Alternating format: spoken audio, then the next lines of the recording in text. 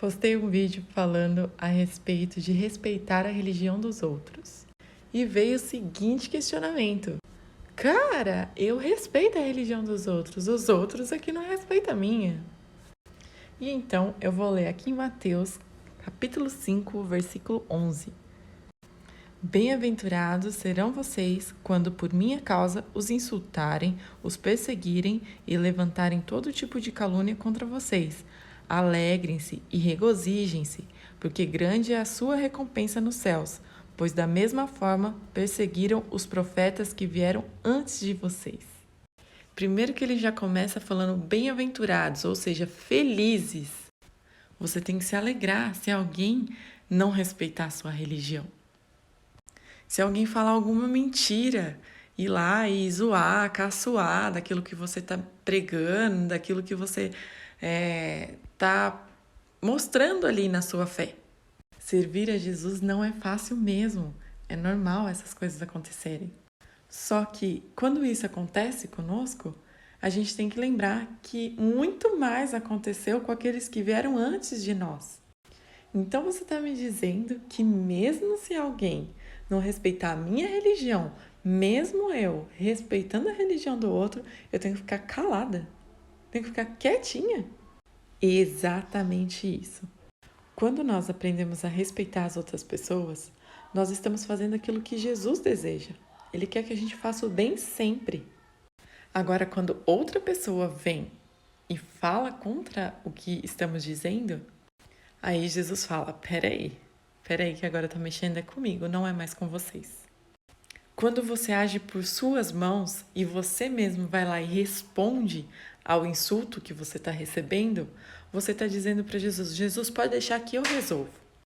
Mas quando você vai lá e fala assim, amém, Deus te abençoe, Jesus vem e fala, pode deixar que sou eu que vou resolver essa situação.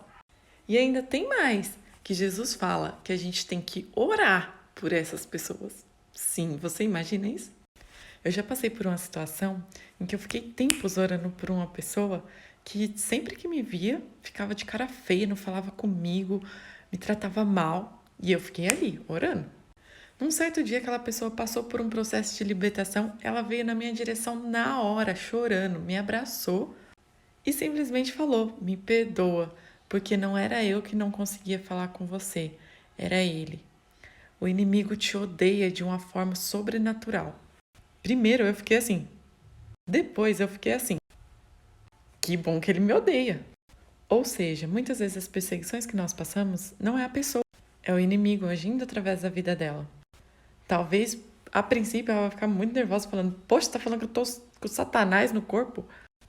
Mas tudo aquilo que nós fazemos de bom, isso vem de Deus. A gente aprende com Deus, porque Deus é bom, diz a Bíblia. Agora, tudo aquilo que vem de ruim, não pode vir de Deus. Então, de quem que vem? Senão do inimigo. Então, assim, fique em paz. Sempre que as perseguições vierem, você tem que se lembrar. Cara, eu tô fazendo o que é certo. Ou então, cara, eu tô incomodando o inferno. Se você estiver fazendo exatamente aquilo que o inimigo deseja, você não vai ter tribulações. Vai estar fácil. Deus fala o que na palavra dele? Estreita é a porta. Ou seja, para a gente entrar por ela vai ser difícil. É normal. Se não estiver difícil, aí é que a gente tem que ficar meio assim. Eu sei que é difícil da gente suportar e ficar ali vendo uma calúnia vindo na nossa direção. Às vezes uma pessoa respondendo o seu post. Cara, é uma coisa sua. E mesmo assim a pessoa vai lá, se intromete e entra e fala nele. Eu sei que é difícil, mas ainda assim, pague o mal com o bem. E lá na frente, você vai ter sua recompensa.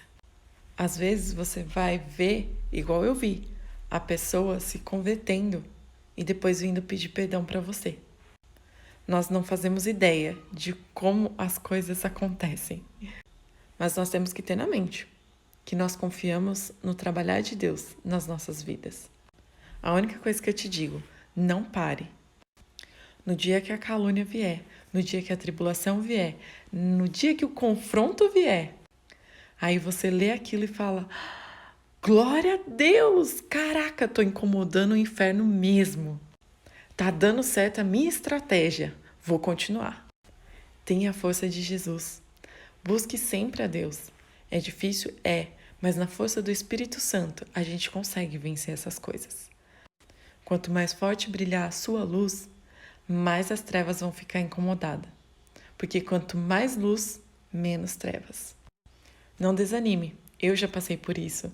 E todos aqueles que estão à frente da obra e do trabalho de Deus passam as mesmas coisas ou até coisas piores, se é que tem.